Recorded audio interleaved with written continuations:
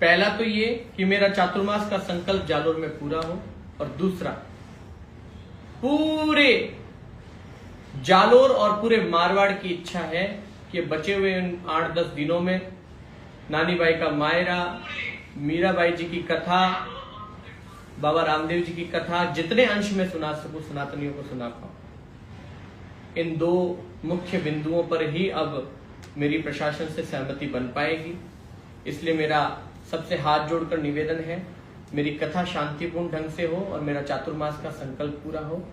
और तीसरी बात जो मैं आप सबसे कहना चाहता हूं, मैं 5 घरों से नित्य भिक्षा लेने जाऊंगा। समाज में जातिवाद के जहर को दूर करने का इस चातुर्मास का नाम ही हमने रखा था समरसता चातुर्मास। मेरे यहाँ एक ही वस्तु का भेद है, शराब नहीं होनी चाहिए, मांस नहीं होना चाहिए। जिस घर में कोई शराब नहीं पीता हो, मांस नहीं खाता हो, उन सभी घरों में मैं भिक्षा लेने जाऊंगा। फिर वो हिंदू का कोई घर हो, हरिजन से लेकर के महाजन तक, सभी जातियों में मेरी भिक्षा यात्रा का क्रम चलेगा। समरसता का ये कार्य मुझे करना है, मुझे करने दें, बड़े प्रेम से करने दें, मुझे ना रोकें। मैं सवेरे 5 बजे उठ करके जालोर की गलियों में हरिनाम संकीर्तन गाना चाहता हूं, जो हमारे चैतन्य महाप्रभु की परंपरा है।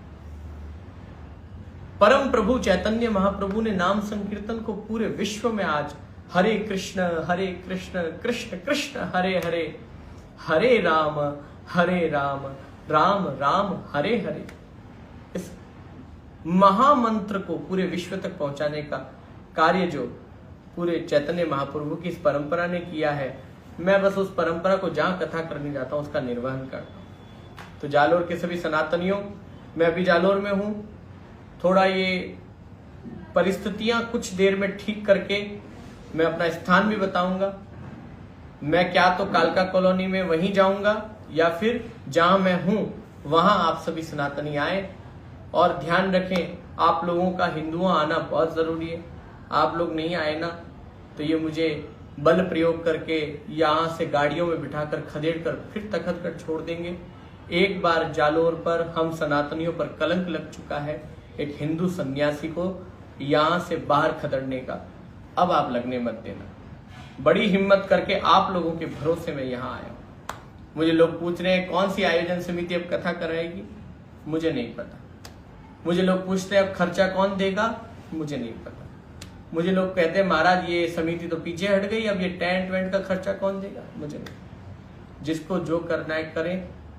अगर मुझे इस कथा के बाद मांग करके भी जालोर का ये खर्चा पूरा करना पड़ेगा, मैं कर लूंगा।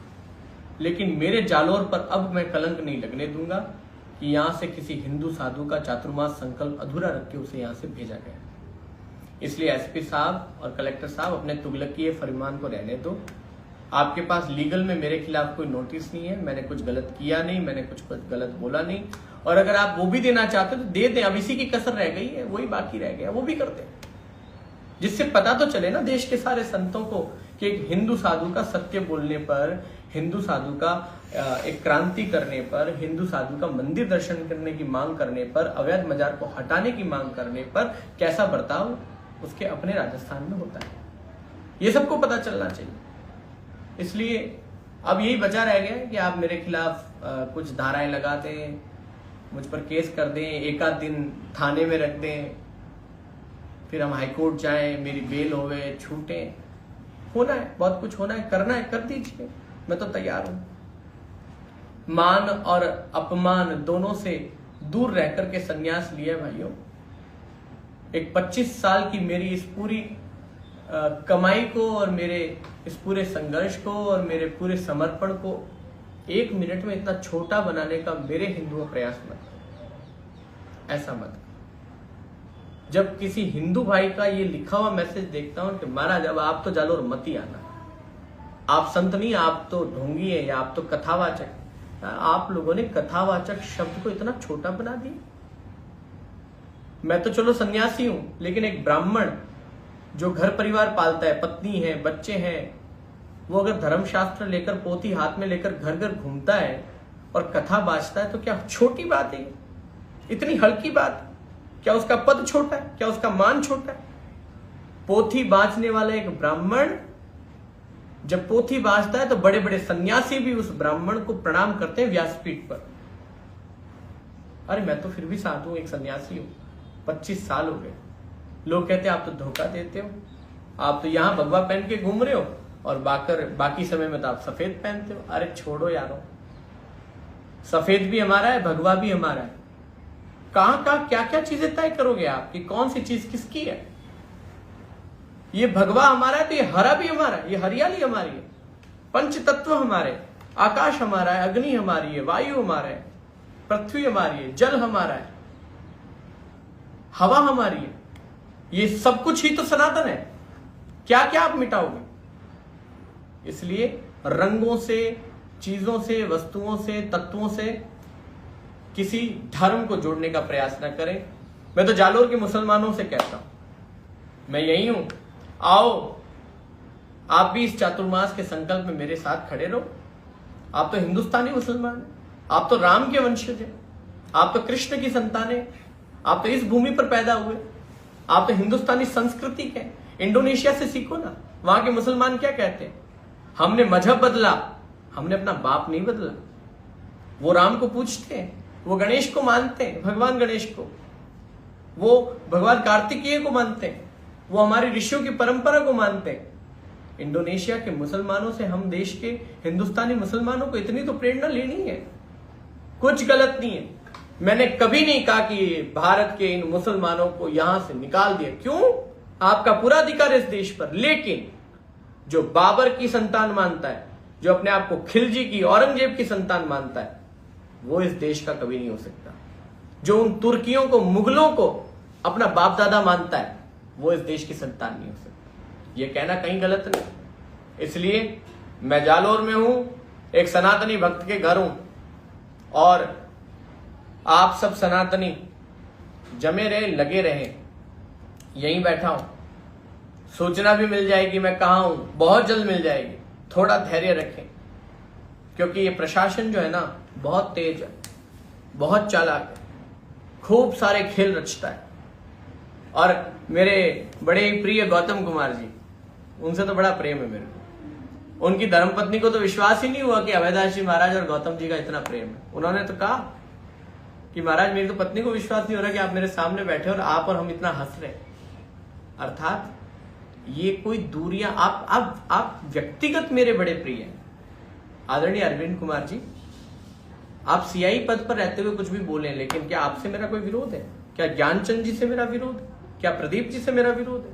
कल ही मैंने उन्हें कहा था कि मैं तो संत ज्ञानेश्वर माउली की परंपरा का हूं ना। इसलिए आप सब लोग अपना ख्याल रखें। मैं यहीं हूं जालोर में, सूचना मिलते ही यहीं रहूंगा।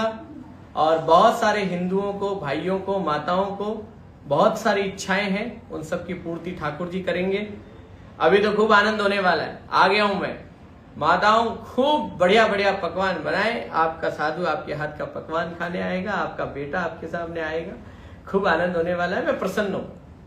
खूब प्रताड़ित किया, खूब दुखी किया, खूब भावुक किया मुझे, लेकिन अब मेरे चेहरे और आपके चेहरे पर आनंद होना चाहिए। और प्रशासन भी मुझे देख के प्रसन्न रहे, खुश रहे, एकदम आनंद में रहे। हम सब एक हैं, कुछ अलग नहीं है। आप लोग ऊपर नीचे के आदेशों को भूलें। कोई हिंदू साधु कुछ भी गलत नहीं करता है, न कभी करेगा, ये मैं वचन देता हूं। सर्वे भवन्तु सुखिनः कहने वाला धर्म भी सनातन धर्म है। हमने कभी नहीं कहा सर्वे हिंदू सुखिनः, सर्वे सनातनी सुखिनः। हमने कहा सर्वे भवन्तु सुखिनः। सारा विश्व, सारा ब्रह्मांड, सारी सृष्टि प्रसन्न रहे। जो कुछ भी इस दुनिया में सब कुछ खुश रहे। सर्वे संतु, सभी स्वस्थ रहे, संतु निरामय। हम तो उस परंपरा के, वसुदेव कुटुंबकम की परंपरा के। इसलिए मैं जालोर में हूं। मीडिया बंधु से निवेदन है, आप सब लोग मेरा साथ क्यों देवे? क्योंकि मेरे साथ अहित नहीं हो गए। प्रशासन कहीं किसी ऊपर के तुगलक की फरमान का दुरुपयोग ना करे। इसलिए आप सभी से निवेदन है कि गलत होने से आप लोग बचाएं। भजन लाल जी और मदन राठौड़ जी से मुझे बहुत अपेक्षाएं हैं कि आप लोग अब मेरे संकल्प को पूरा करवाएंगे। मुझे पूर्ण विश्वास भी, और पहल कर रहे हैं। मुझे इस बात की प्रसन्नता है कि संतों को भेज रहे हैं, कलेक्टर एसपी से भी वो बात चल रही है कि महाराज को जल्दी से जल्दी परमिशन दी जाए।